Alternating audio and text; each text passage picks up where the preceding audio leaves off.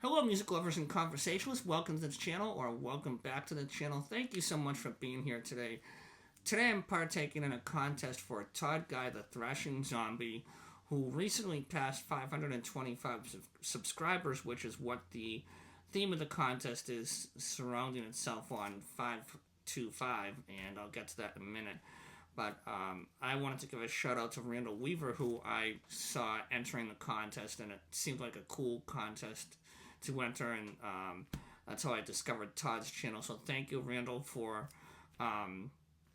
the assist on that, I guess, if you will. And Todd, I've been enjoying your videos so far, and can't wait to see what other videos you have. And I know you'll be doubling your subscriber count in no time.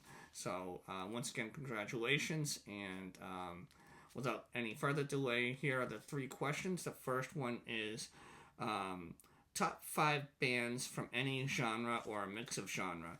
And I have a mix of blues rock, and hard rock for you today. The first one is from Mike Zito and Albert Castiglia, two legends in the modern blues rock era who have had huge success in their solo careers. They teamed up on this debut album called Blood Brothers, which is just a phenomenal blues rock album. It's on Mike Zito's Gulf Coast Records label, which came out in 2023 and was produced by Joe Bonamassa and Josh Smith, two legends as well in the blues world. So check this album out if you haven't. Their second album will be coming out, I believe, in September, which is called Help Yourself, and I'm looking forward to getting that. Speaking of albums that are legendary, or include legendary artists, if you will, this next one holds a special spot in my heart because it is my album that I credit for my love of hard rock, if you will, and that is Van Halen's 1984. I was about 9 years old when this came out, and I remember hearing songs from this album on the radio, and it just blew me away. And it's just an amazing album that still, every time I hear it, I just love listening to it from beginning to end and can't get enough of it. And I could not pass this one up when showing 5 of my favorite albums of any genre. Next up, this band is one that I have been listening to for the last month or so. I've been going back and picking out earlier albums from their discography, and right now I am listening to one of their earlier ones, and it is Street Survivors from Lynyrd Skynyrd.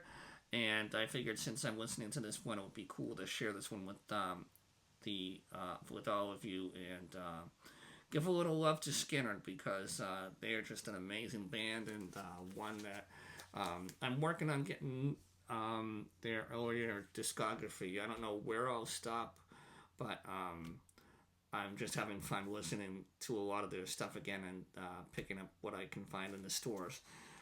Heading north to Boston, Massachusetts, which is where I'm from. Well, actually, I'm from about half an hour to 40 minutes north of Boston. This next album is not only my favorite album of this band, but and I think you know the band I'm going to show, being from Boston, and it also has my favorite song from them, and it's Aerosmith, and it's Get Your Wings. And the song that's my favorite song from Aerosmith is Seasons of Wither. Just absolutely love that song, and just a killer album all around. So we had to throw that into the mix for 5 albums that are favorites.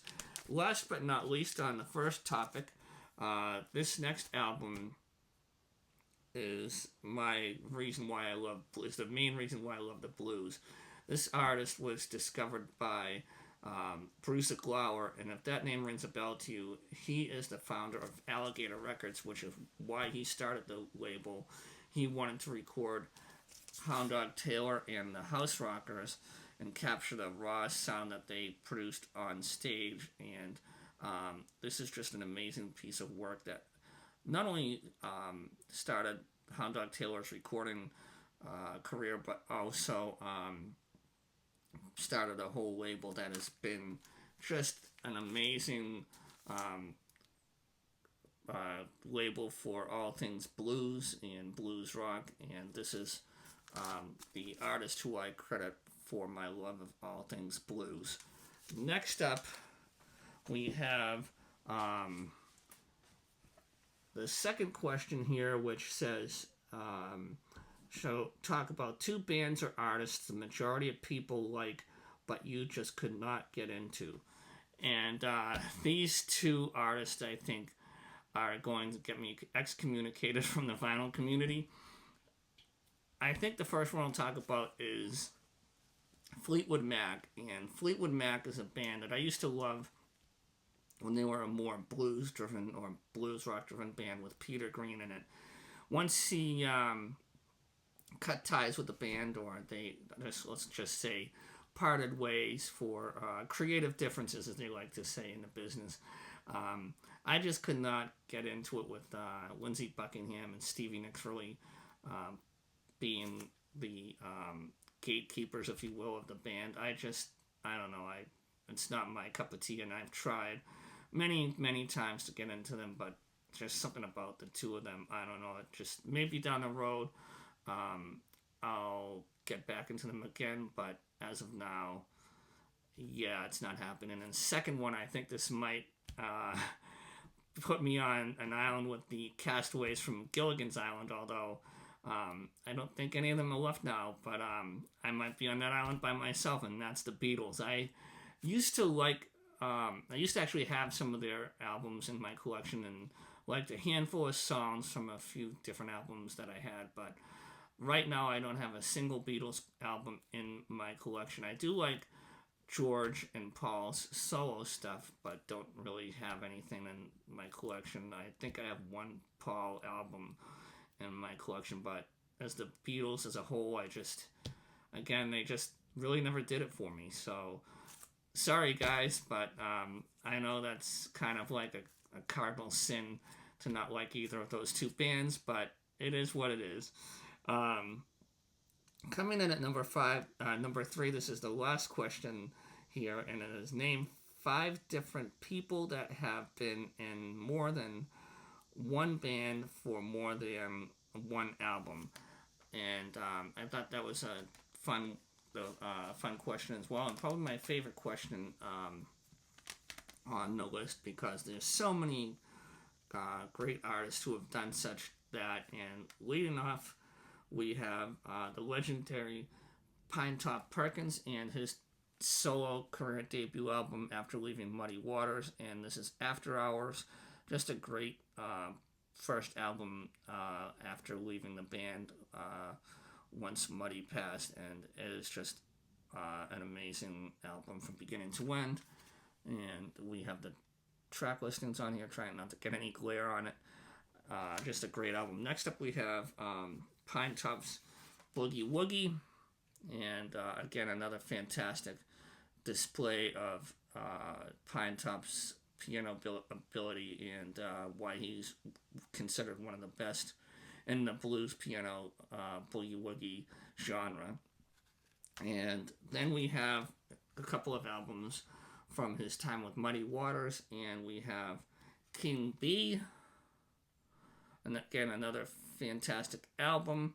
And this is definitely with Muddy one of my favorite albums of his, and it is of course Hard Again, which features Pinetop Perkins on the piano, and he is just on fire on this album. Next up we have let's see here, when we talk about artists who split from their original bands, I have 2 that were in the same band, and of course we have to talk about the Runaways. And I picked Lita Ford with her album Stiletto. I don't know why I want to keep saying Silhouette when I think of this album title, but I picked Stiletto, and I think it's a pretty cool album sleeve. I don't see these too much in the wild anymore, but it's still a pretty cool sleeve for the CD itself, and just a great album to have in one's collection. And next up we have from Lita Ford, we have her album Lita, which I love, and just a great solid album. Try to get the track listings in here and not have any glare on it. And of course, when we're talking about the Runaways and Lita Ford, we cannot leave out my favorite from that band and one of my all-time favorites in music in general, and that is the legendary Joan Jett. And we have her debut album called Bad Reputation.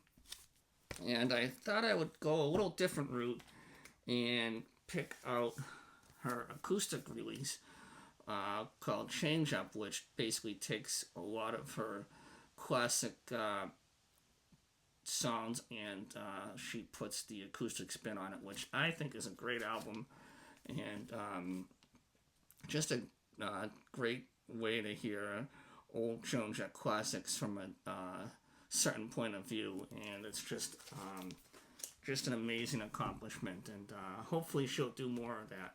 Next up we have that was 3, I believe. Pine Top, Ford, and yeah, 3. Want to make sure I'm still on track here. An artist who I give credit to Gary over at Physical Format Rock and Roll for introducing me to and getting me into her music, and that is Doro Pesch. And of course, we all know her from Warlock, and she had a successful run with them. And then she had her solo career, which is going strong. This album is Conquerors, Forever Strong and Proud. Excellent album. And the album that Gary sent me via Physical Format Rock and Roll or Physical Format Jazz, as Mike over at MGK Boston likes to say. And this is Calling the Wild, and or Calling the Wild. And this is the first album that I ever got in terms of Doro's solo career, and this is just an awesome album. So Gary, thank you for introducing me to Doro's music. And last but not least, this next artist is one who has really been a favorite of mine over the years. And another artist who I seem to not be able to find out in the wild as much. Maybe you guys have, but his name is Ronnie James Dio. Of course, he had his own band, and solo career, if you will, and had a lot of success in that band. And also, he was in Black Sabbath, I think I could be wrong, 4 albums, maybe 5, but I thought I'd show you the first one he was in, recorded with, but I figured you couldn't leave out Ronnie James Dio on the list of artists who have been in that artist group who have left bands and done a couple of albums or more with each. So thank you, Todd, for an awesome contest, and if you haven't jumped in on this contest, yes, you have until tomorrow to do so, and the drawing will be on July 27th, and I believe the winner will receive $100 US, and it will be, I believe, in the form of a PayPal transaction. Todd, congratulations, and I can't see what you have in store for the future. And thank you for putting this contest together. Take care, everyone, and I'll see you in the next one. Bye-bye.